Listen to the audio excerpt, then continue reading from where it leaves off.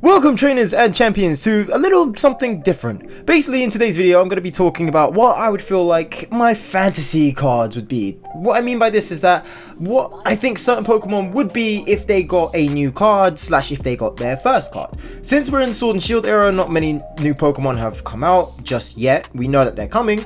This is just kind of my sort of fantasy kind of pick for what I would like to see if they ever brought out a card.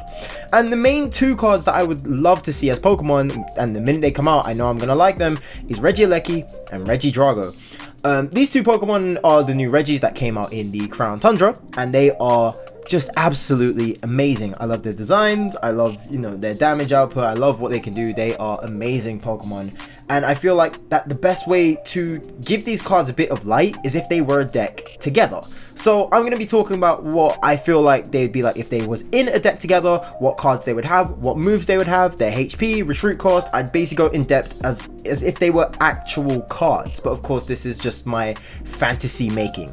Of course, you guys can do this as well. But if you guys do it, make sure it's realistic. I say realistic by like don't giving, a single price Pokemon 700 HP because that's just silly. Or giving like a VMAX Pokemon a one attack move that takes out any VMAX because again, that's just silly. But yeah, if you guys have any idea on what you would like to see as a Pokemon card, let me know in the comments. We'll have a nice little discussion. Should be pretty fun. But my sort of deck for Regieleki and Regidrago would consist around the Split Decision Shrine. For those of you who don't know what this is the location of where you can find both Regieleki or Regidrago, because once you get there you have to make a choice on which Pokemon you prefer. But of course, once you make that choice, you can't really swap out. So I want to make the Split Decision Shrine kind of based on, well, that kind of gimmick. And if I ever had it, I would probably make it as a ruling by saying you can only use this effect once during your turn, but you and your opponent can also do it.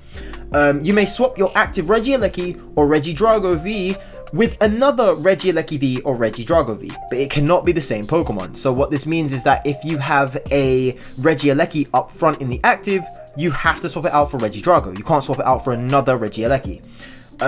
But all damage counters, all status conditions, tool cards, and energy will remain on the newly active Pokemon. So if I have 3 energy on Regieleki, I can then use Split Decision Shrine to then swap out to Regidrago and then keep the 3 energy. So it works fairly decently and fairly balanced because, it kind of works around their whole gimmick. So I think the first Pokemon that I'm going to touch on is Regieleki V. It seems like the easiest, and I feel like I should go more in depth with Regidrago in a minute. But Regieleki V would obviously be a Lightning type. It is a Lightning Pokemon in the game, so it should be a Lightning type Pokemon in the card game. I would give it 200 HP because its stats are not tankish, so it can fall down very easily in comparison to Regidrago. But obviously, since it's Regi, it has to be fairly sturdy as well. I feel like giving it 0 retreat cost since it's kind of speedy, so it would help very much if it had 0 retreat cost.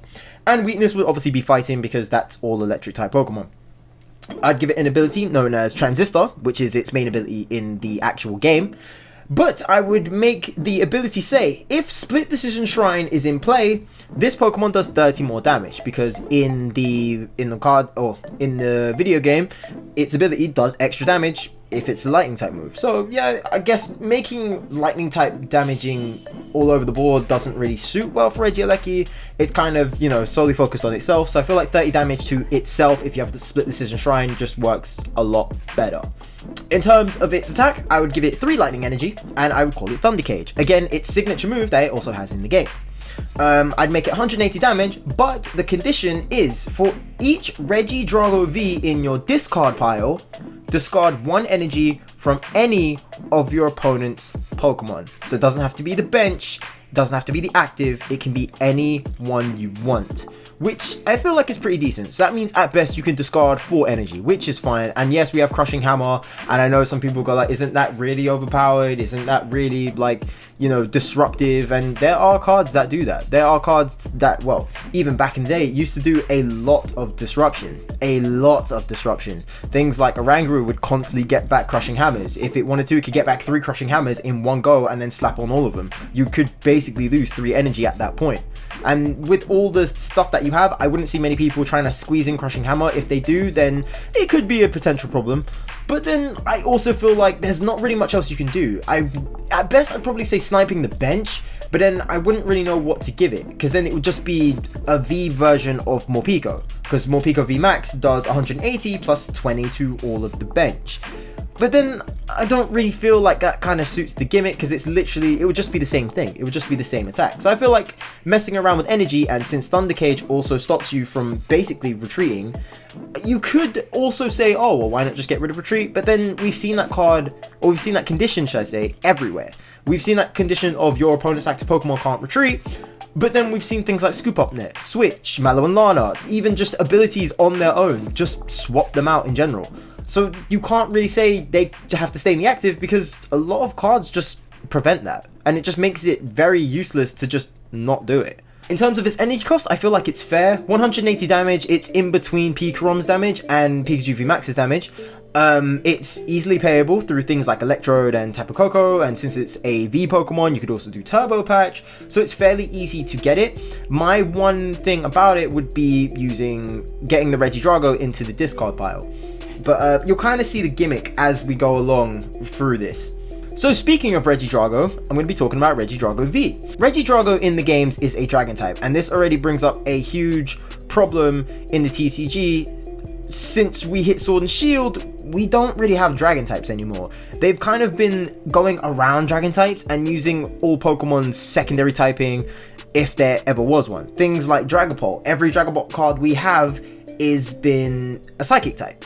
Every Drampa card that we've got now has been a Colourless type. So they've kind of found ways to kind of go around the Dragon situation, and especially since Fairy type Pokemon also aren't a thing, it's going to be very difficult to kind of stand on where exactly we think Dragon type should be. And I think I found an idea. I would probably suggest that going back to Colourless to represent dragons would probably be the best option. It's what we had before, so why not just make it the same thing again? It just makes a whole bunch more sense. I'll talk about its weakness in a second, but obviously I'm going to talk about its HP and its retreat cost first. I would give Regidrago V 240 HP. It is fairly chunky, it lasts fairly well, its HP is crazy, it's more sturdier than Regieleki V, and I feel like if other Regis were V-type Pokemon, they'd probably have 3 or 4 retreat cost as well.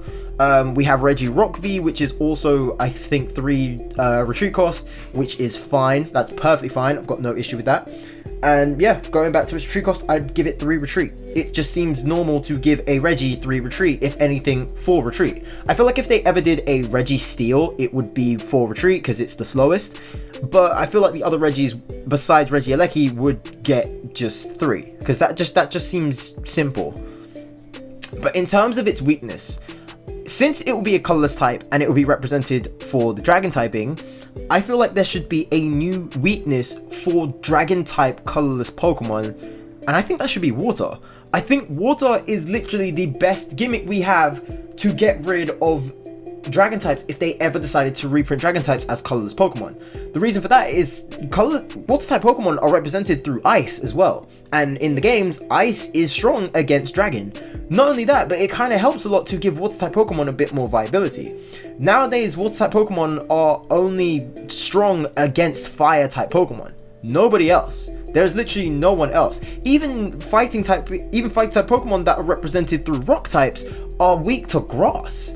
That doesn't really give much leeway for Water type Pokemon. Back at the beginning of Sword and Shield, Dark type Pokemon were also weak to Grass, I'm guessing to represent the Bug typing. So Grass type Pokemon had 2, that and Water. Fire type Pokemon have both Steel type and Grass type as their weaknesses, so they also had 2. They still have 2 at this point. Water type Pokemon is the only one of the original triangle that only has 1 weakness, which is Fire. So if you gave Water type Pokemon a advantage over Colourless Pokemon that's represented by Dragon, it just gives them a bit more viability and a bit more leeway for them to see play. That's just my honest opinion. So I feel like if Regidrago was ever printed as a Colourless type Pokemon, it would be a Water type weakness. Things like Inteleon would see more play, a lot more Water Pokemon would just see more play that way. But in terms of Regidrago's ability, I would give it Dragon's Maw. Again, just like Regieleki, it's its ability that it had in the game. But only thing about this is that both of their abilities were basically the same. Regieleki's ability boosted its electric moves and Regidrago boosted its dragon type moves. It was literally the same thing. And I didn't want to give both Pokemon Vs the same ability because that just makes things a bit broken. So I kind of found a way around to kind of do this. So its ability would be Dragon's Maw, and it would say if Split Decision Shrine is in play, this Pokemon's attack is 1 colorless energy less.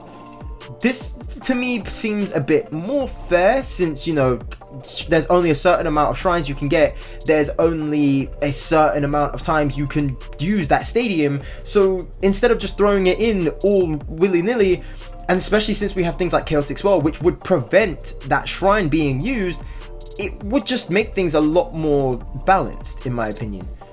And finally, I would give it a single attack which would be for 3 colorless energy, and it would be Dragon Energy, its signature move that it also gets from the games. Again, a lot like Regieleki.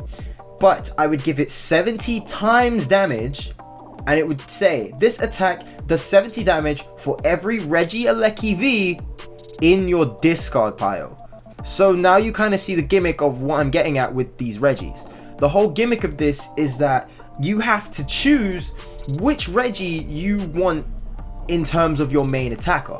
If you have a Pokemon, if you're facing your opponent who uses a lot of energy, who requires a lot of energy to make their main attacks work, or if you know that they don't run with a lot of energy anyway, it just makes a lot more sense to kind of put in Regieleki. That way you can just take out as much energy as you can. If they're playing typings that don't retrieve energy quickly, things like water types, things like grass types that don't get energy back quickly from the discard pile, you can do that very easily.